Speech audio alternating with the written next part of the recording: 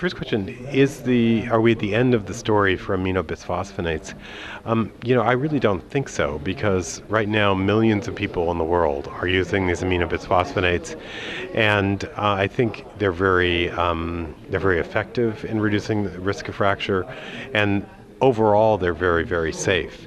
And as we come up with more alternatives, they're expensive, and they each have their own set of negatives. So I think that it's very likely that amino bisphosphonates will remain the main therapy for osteoporosis for many, many years. Clearly, they're very effective for at least 5 years.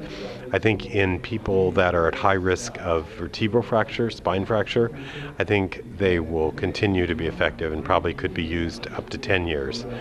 But some people can be stopped after 5 for a drug holiday, maybe 2 years to 5 years, and then restart the bisphosphonates again. What are the major side effects of bisphosphonates? If we think about just the short-term side effects, oral bisphosphonates can sometimes have irritation of the GI tract. Those are small things.